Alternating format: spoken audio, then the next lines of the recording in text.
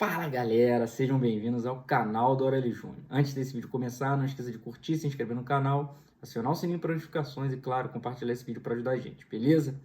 Resultados desta quarta-feira do futebol pelo Brasil.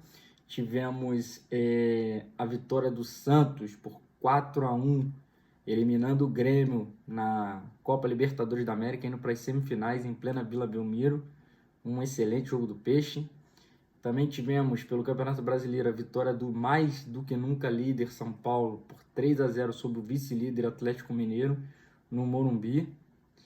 E tivemos a vitória do Atlético Goianiense, que está reivindicando o título de campeão carioca por 2-1 em cima do Fluminense, lá em Goiânia. Beleza? Então vamos começar pelos jogos. Pelo jogo da Libertadores. Pô, Renato, me ajuda a te ajudar, irmão. Cara, toda vez que o Renato fala que o Grêmio tá jogando o melhor futebol do Brasil, ele toma uma sapatada e é eliminado de alguma competição. No passado foi assim na Libertadores. Esse ano, de novo, tava falando que o Grêmio tem o melhor futebol do Brasil, o melhor futebol do Brasil, arrogância, soberba. Realmente ele vinha, né, não tem como discordar dele que o Grêmio vinha fazendo partidas muito boas, né? Para mim, junto com o Palmeiras, era o time que vinha apresentando o melhor futebol. Mas os últimos dois jogos do Grêmio já não foram bons, nem contra o Santos, nem contra o Goiás no Campeonato Brasileiro.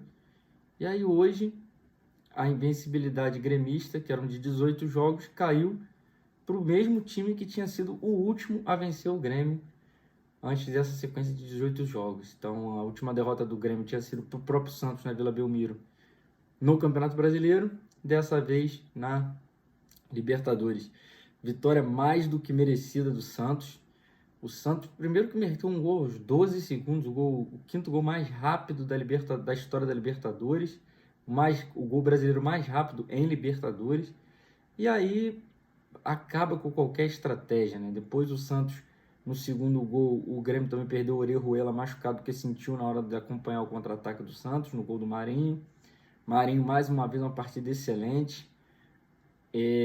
Curioso também que é difícil ver hoje elogios ao trabalho do Cuca, ou não elogios ao trabalho dele, mas na mesma proporção em que os técnicos estrangeiros têm, né, os elogios, mas tem que se enaltecer o trabalho que o Cuca vem fazendo no Santos. Mais um semifinal de Libertadores, o Santos ainda está ali entre os 8 primeiros do Brasileirão, chegou a estar no G4, já com o Cuca, né? Caiu um pouco de produção, mas com todos os problemas que o Santos já teve de Covid, lesão, presidente afastado, sofrendo impeachment, o técnico se abandonando, que foi o caso do São Paulo no início. Cara, muito problema o Santos teve e ainda assim conseguiu se reerguer e está aí na semifinal da Libertadores 2020. Então isso se deve muito ao trabalho do Cuca, né? O Cuca vem fazendo um trabalho muito bom no Santos e foi merecido. Os dois jogos do Santos foi muito superior ao Grêmio. E aí até não tem muito o que falar sobre o Grêmio, porque o Santos foi superior ao Grêmio durante os dois jogos. Então não tem por que a gente falar, mas o Grêmio é melhor time.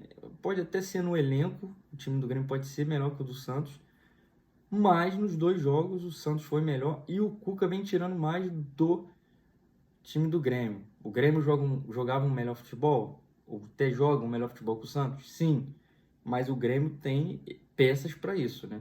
O Santos vem apresentando um bom futebol, mas irregular, justamente por não ter peças tão boas quanto o Grêmio possui, por exemplo.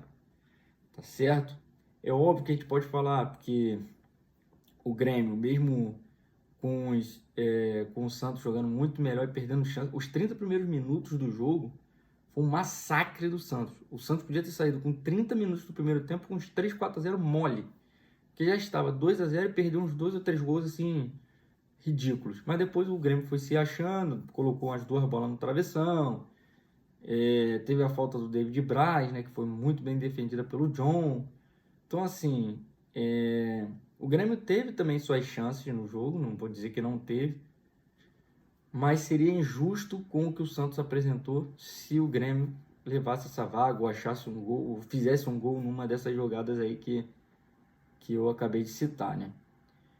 Agora o Santos espera o vencedor de Racing e Boca. Primeiro jogo o Racing venceu o Boca em casa, né? No estádio do Racing, e agora o próximo jogo é La Bombonera, semana que vem. Beleza? Então é isso, pessoal. Isso foi a Libertadores. Partindo para o Campeonato Brasileiro, como eu disse a vocês, a novidade do canal, a gente tem agora uma parceria com o GE, né, o Globo Esporte. Então, enquanto eu for falando aqui, eu vou mostrando os melhores momentos do jogo. E vamos começar pela vitória do líder São Paulo para cima do Galo, né? 3-0, vitória maiúscula do São Paulo.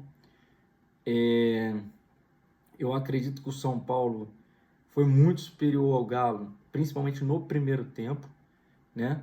O São Paulo não montou uma estratégia boa para o jogo. O time de São Paulo teve muita liberdade, principalmente o Tietê, que foi o elemento surpresa aí com a falta do Luciano, que me machucou. O Fernando Diniz escolheu por povoar o meio-campo colocando o Tietê, e ele foi o cara que começou a jogada do primeiro gol. O São Paulo, como time coletivo do São Paulo, não fez um partidaço. Foi uma boa partida, mas não foi um partidaço. Como assim o São Paulo não fez uma boa partida e chegou de 3-0? O São Paulo ganhou porque teve muitos jogadores em uma noite inspirada. Daniel Alves, Tietê, o Igor Gomes, né? Então esses caras foram fundamentais para que o São Paulo pudesse conquistar a vitória hoje, tá certo?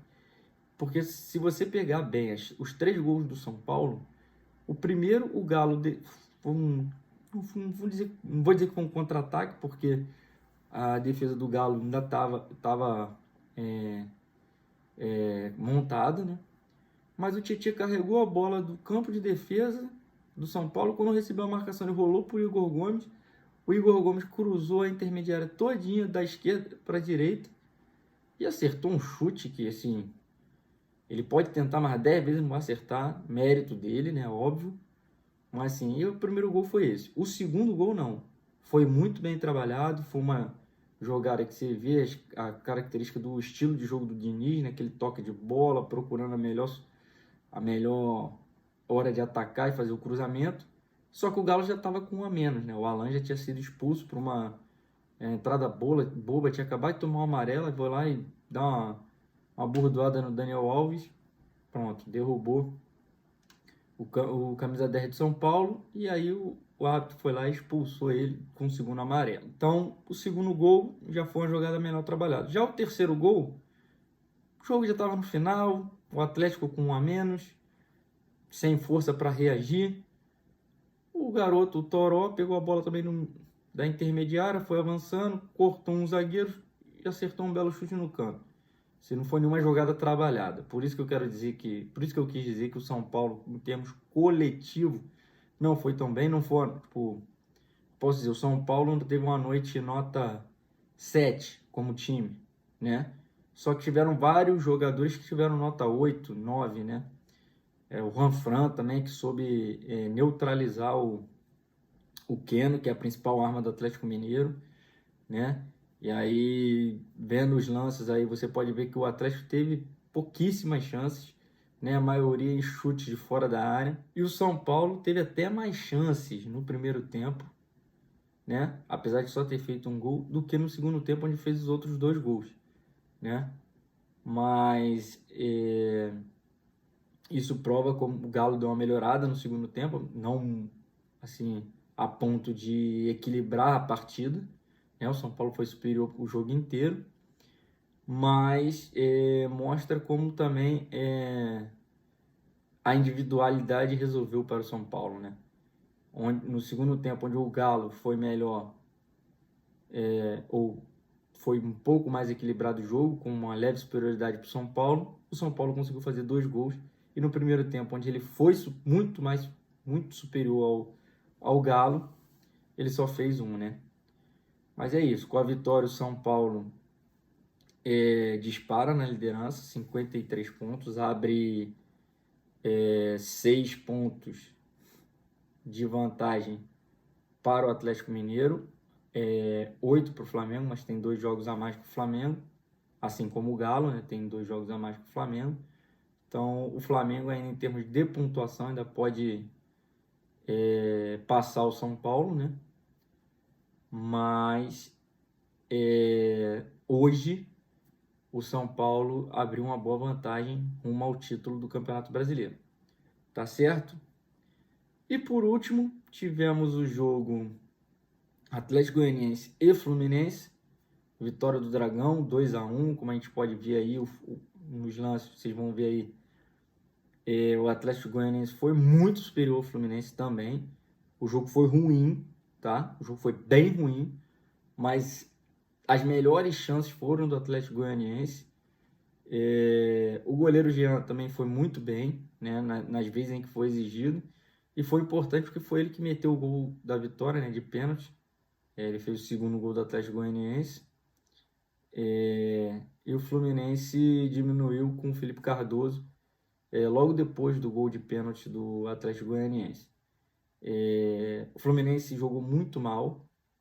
O Marcão montou um time muito focado nos medalhões, botou a maioria dos medalhões para jogar, diferentemente do que o Odair fazia.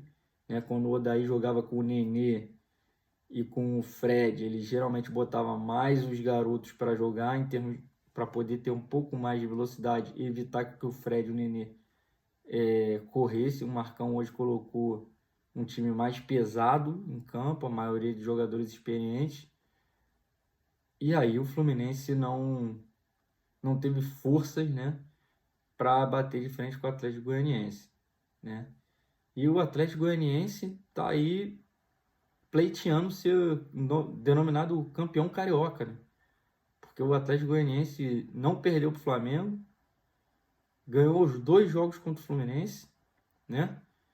E tá aí indo para cima. E eu não sei como é que foi com o Vasco e Botafogo, não lembro, mas com o Fluminense e o Flamengo com certeza ele não perdeu. E no primeiro turno não tinha perdido para nenhum dos 3, nenhum dos 4.